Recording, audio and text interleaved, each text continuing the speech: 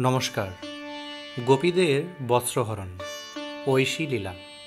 আমরা জানি ব্রজধামে যমুনার জলে গোপীরা স্নান করার সময় বালক কৃষ্ণ তাদের বস্ত্রহরণ করেছিলেন। অনেকে এই ঐশী লীলাকে কুরুচিপূর্ণ ইঙ্গিত করে থাকে।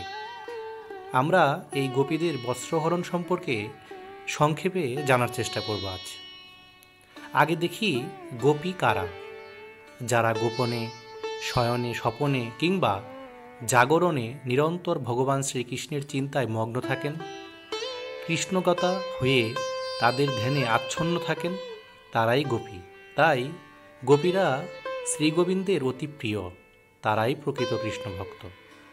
বস্ত্রহরণ বলতে আমরা বুঝি শরীর আচ্ছাদিত বস্ত্র বা কাপড় খুলে নেওয়া। আসলে এখানে ভগবান শ্রীকৃষ্ণ কর্তৃক বস্ত্রহরণ তা নয়। আমাদের আত্মা পঞ্চ আবরণে ঢাকা, যা হল অন্নময়, মনোময়, প্রাণময়, বিজ্ঞানময় এবং আনন্দময় কুশাবরণ। মূলত দেহস্থ আত্মা এমন্তর পঞ্চ কুশাবরণে আবরিত পরমাত্মারূপী।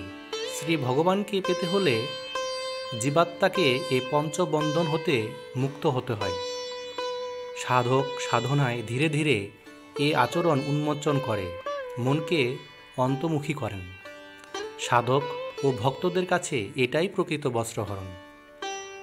ভগবান শ্রীকৃষ্ণ তার ভক্তদের মন ও দেহ থেকে সকল কুশলতা, অজ্ঞানতা, অহমিকা, গরিমা, হিংসা ইত্যাদি দূর করার জন্যই এই ঐশী লীলার অবতারণা করেন।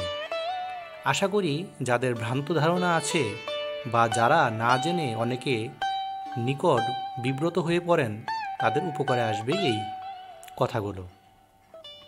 পরম করুণাময় গোলকপতি ও শচীনন্দন ভগবান শ্রীকৃষ্ণ ও তার একান্ত রাগদিনী শক্তি শ্রীমতী রাধারানী সহ সকল গোপী ও ভক্তদের শ্রীচরণের প্রার্থনা সবার জীবন মঙ্গলময়, কল্যাণময়, শান্তিময় আর আনন্দময়তার সাথে সুন্দরময় হোক।